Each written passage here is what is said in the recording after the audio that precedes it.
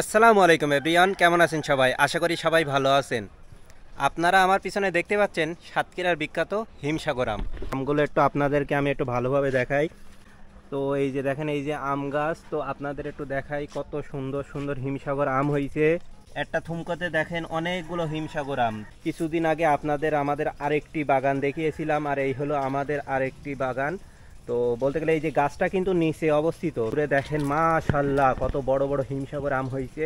তো এই আমটা দেখানোর একটা কারণ আছে। সত্যি কথা বলতে, গতকালকে সাতক্ষীরার ডিসি সাহেবের একটা বক্তব্য আমরা শুনেছিলাম, এবং বক্তব্যে তিনি বলেছেন কোন ডেটে কোন আম পাড়া যাবে। 5ই মে সাতক্ষীরার গোবিন্দভোগ আম বাজারজাতকরণ বা সংগ্রহ করা যাবে, মানে গাছ থেকে পাড়া যাবে।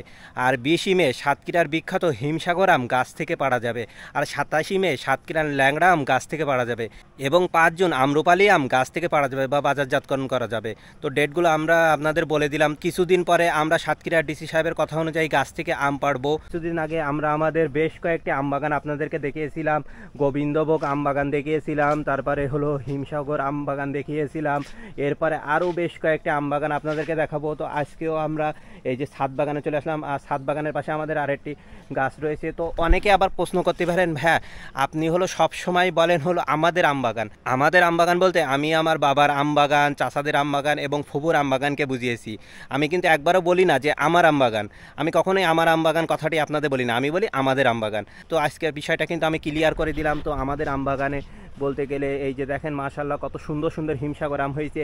4টা থেকে 5টায় হলো হিমসাগর আম 1 কেজির মতো ওজন হয়। সত্যি কথা বলতে, আপনারা যদি আমাদের কাছ থেকে সাতক্ষীরার আম নেন, আপনারা এতটুকু শিওর থাকতে পারেন আমরা আপনাদেরকে ফরমালিন মুক্ত আম দিতে পারবো। এতক্ষণ হিমসাগর আম নিয়ে আমরা কিছু কথা বললাম, এবার আমরা ল্যাংড়া আম নিয়ে কিছু কথা বলবো। তো আমরা এই সাইডের দিকে আসি। এটাও কিন্তু আমাদের একটা গাছ। তো এই যে হলো ল্যাংড়া আম। ল্যাংড়া আমের ডেটটা হলো সাতক্ষীরার ডিসি সাহেব বলেছেন 27ই মে থেকে বাজারজাতকরণ করতে পারবো, মানে আমরা পারতে পারবো। দূর থেকে একটু আপনাদেরকে আমরা একটু জুম করে দেখাই। মাশাআল্লাহ অনেক সুন্দর আম হয়েছে আমাদের গাছে। এই সাইডে একটু আমরা আসি, এসে আপনাদেরকে দেখাই। আমাদের সাতক্ষীরার মানুষ কিন্তু এই ল্যাংড়া আমটা অনেক বেশি পছন্দ করে। আমাদের সাতক্ষীরাতে কিন্তু হিমসাগর আম অনেক বেশি বিখ্যাত, তারপরেও আমরা কিন্তু হিমসাগর আমের পাশাপাশি ল্যাংড়া আমটাও পছন্দ করি।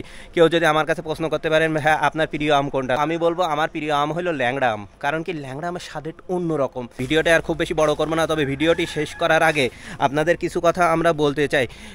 অনেকে আমাদের কাছ থেকে 2023 এবং 24 সালে কিন্তু আম নিয়েছেন। আমরা সাতক্ষীরার বাইরের জেলাগুলোতে আম কুরিয়ার করে পাঠিয়েছি। আর বলে রাখি, আমাদের কাছ থেকে কিন্তু প্রবাসীরাও অনেকে আম নিয়ে থাকে। তো আপনারা প্রশ্ন করতে পারেন, ভাই প্রবাসীদের কাছে আপনারা কিভাবে আম পাঠান? সত্যি কথা বলতে, প্রবাসীদের অনেক ফ্যামিলি বাংলাদেশের বিভিন্ন জেলায় রয়েছে, এবং তারা তাদের পরিবারকে অনেক বেশি ভালোবাসে। এই জন্য তারা তাদের পরিবারের জন্য আমাদের কাছ থেকে কিন্তু আম নিয়ে থাকে। আমার সাথে যোগাযোগ করে তারা আম নিয়েছে। 2024 সালেও আমি তাদেরকে আম পাঠিয়েছি, এবং ফরমালিন মুক্ত আম কিন্তু আমরা পাঠিয়েছি। সত্যি কথা বলতে, আপনারা অনেকেই আছেন ফরমালিন মুক্ত আমের সন্ধান করে থাকেন। এখন কোথায় পাবেন ফরমালিন মুক্ত আম? আমরা আমাদের নিজেদের গাছ থেকে আমগুলো সংগ্রহ করি, এবং আমগুলো সংগ্রহ করার পরে আমরা সেটা ক্যারেট করে প্যাকেজিং করে তারপরে আমরা কিন্তু কুরিয়ার করে দিই।